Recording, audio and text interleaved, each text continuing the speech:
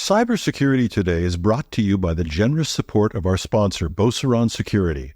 You can get their 2024 State of Cybersecurity Awareness Report at beauceronsecurity.com, and there's a link you can follow in the show notes. A new threat actor is going after American IT firms.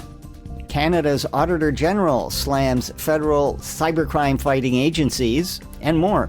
Welcome to Cybersecurity Today. It's Wednesday, June 5th, 2024. I'm Howard Solomon, contributing reporter on cybersecurity for TechNewsDay.com. A new threat actor is going after software companies building solutions for the industrial and research sectors in the U.S., energy providers in Europe, and pharmaceutical manufacturers in Asia. That's according to researchers at Cisco Systems. They dubbed this gang Lilac Squid. Their weapons are an open-source remote management tool called Mesh Agent and a customized version of the Quasar remote access trojan. The group leverages vulnerable application servers and remote desktop applications that are open to stolen credentials. What the gang wants is sensitive corporate and intellectual data. It's been at it since 2021. Canada's cybercrime fighting agencies aren't doing a good enough job, says the country's Auditor General. A report released Tuesday complains the RCMP, the Communications Security Establishment, and Public Safety Canada still haven't set up a single place for individuals to report cybercrime. The Royal Canadian Mounted Police has the National Cybercrime Coordination Centre, but as of January, almost one-third of cybercrime investigation jobs were still open. On the other hand, the report says the RCMP and the Communications Security Establishment, which is the agency that advises on protecting federal IT systems, were often well coordinated in responding to high-priority cyber attacks. The Auditor General urges federal agencies to work together to ensure all reported cybercrimes are routed to the right department. In response, the RCMP said the need for the force to be equipped by the government to deliver on its cyber mandate is more critical than ever. The Communications Security Establishment said it is working with departments to create a single place for the public to report cyber incidents. And the CRTC said it's working to address the Auditor General's recommendations.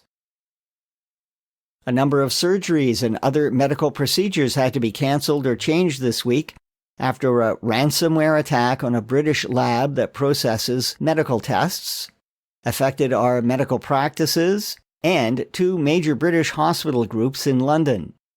The target was Synovus Group, which provides pathology services to hospitals, clinics, and doctors' offices. Emergency care services are still available at hospitals. Two vulnerabilities in unpatched versions of Progress Software's Telerik report server can be chained together to bypass authentication, achieve remote access, and run code. That's according to a researcher at Summoning Team and a colleague. A proof-of-concept script was published on GitHub on June 3rd.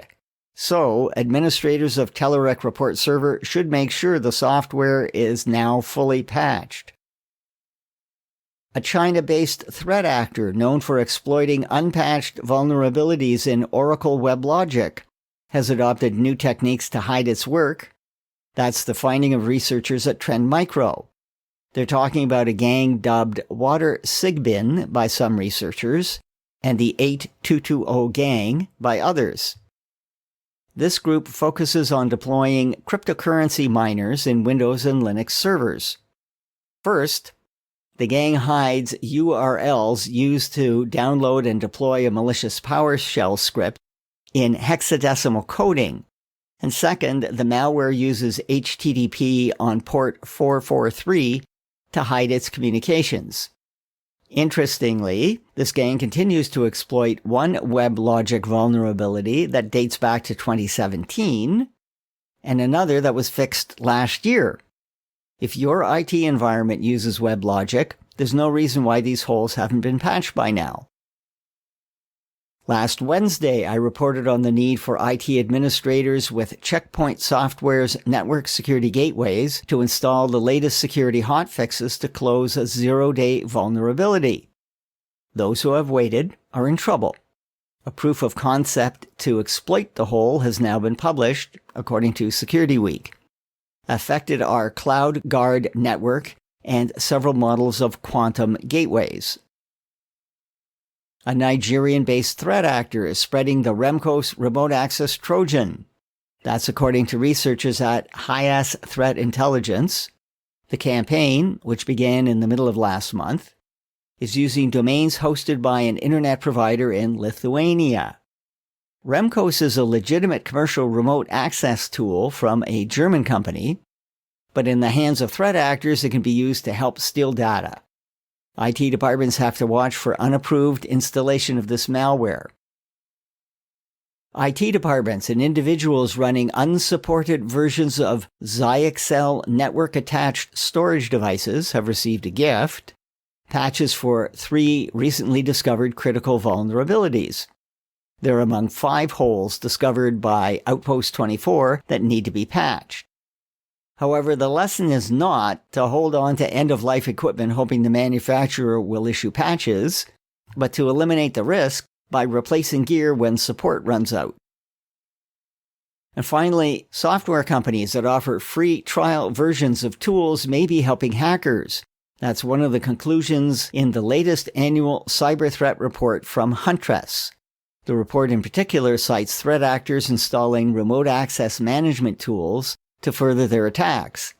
A trial version of a tool has the advantage to a hacker of not having to leave a verified identity when they download it. Software firms should consider locking down these trials, the report says. That's it for now. Links to details about news mentioned in this podcast episode are in the text version at technewsday.com. Follow Cybersecurity Today on Apple Podcasts, Spotify, or add us to your flash briefing on your smart speaker. Thanks for listening. I'm Howard Solomon.